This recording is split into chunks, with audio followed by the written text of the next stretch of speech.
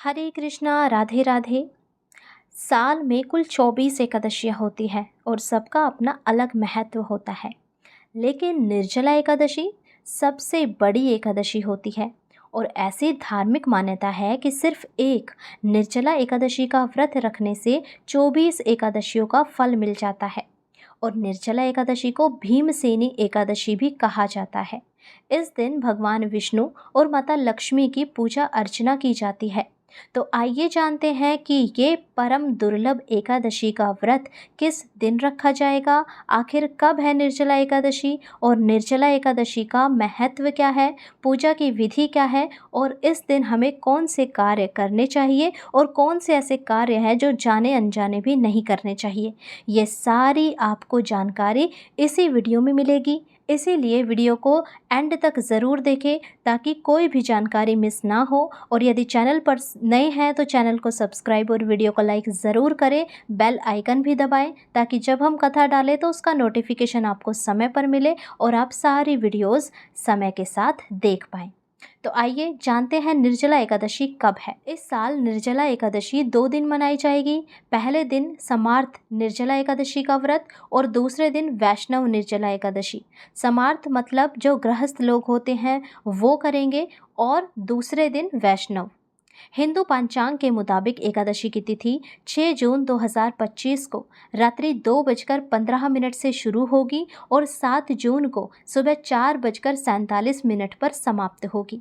उदया तिथि के मुताबिक निर्जला एकादशी का व्रत 6 जून 2025 को रखा जाएगा और वैष्णव में जो निर्जला एकादशी का व्रत रखा जाएगा वो 7 जून को रखा जाएगा। निर्जला एकादशी व्रत का महत्व। धार्मिक मान्यता के अनुसार निर्जला एकादशी का व्रत रखने से व्यक्ति के सारे पाप धुल जाते हैं और मोक्ष की प्राप्ति होती है। इस दिन दान पुण्य करना विशेष शुभ माना जाता है। ऐसा करने से धन की कमी नहीं होती और माना जाता है कि व्यास जी के कहने पर भीम जी ने निर्जला एकादशी का व्रत किया था, इसीलिए इसे भीमसेनी एकादशी भी कहते हैं। भीम ने इस एकादशी का व्रत मोक्ष की प्राप्ति के लिए किया था और इस व्रत को रखने से भक्त के जीवन में सारे दुख दूर हो जाते हैं और जीवन खुशहाल हो जाता है। आइए जानते हैं निर्जला एकादशी की पूजा की विधि क्या है। निर्जला एकादशी के दिन भगवान विष्णु और माता लक्ष्मी की पूजा की जाती है। इस दिन ब्रह्म मुहूर्त में उठकर स्नान करें और साफ सुथरे पीले वस्त्र धारण करें। इसके बाद विष्णु भगवान का ध्यान करते हुए व्रत का संकल्प लें।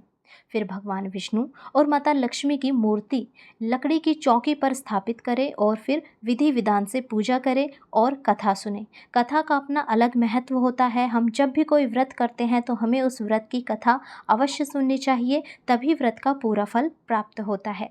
निर्जला एकादशी की कथा भी इस चैनल पर अपलोड होगी, इसीलिए आप बेल आइकन ज़रूर दबा लें ताकि जब हम कथा डालें तो उसका नोटिफिकेशन आपको मिल जाए।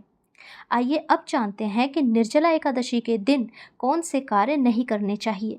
निर्जला एकादशी के दिन तुलसी जी को स्पर्श नहीं करना चाहिए। इस दिन तुलसी जी को जल भी अर्पित नहीं करना चाहिए। तामसिक भोजन नहीं करना चाहिए। इस दिन जमीन पर ही सोना चाहिए। निर्जला एकादशी व्रत में अन्न और जल ग्रहण नहीं करें।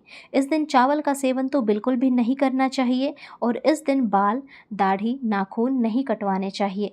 निर्जला एकादशी के दिन नमक का सेवन भी नहीं करना चाहिए।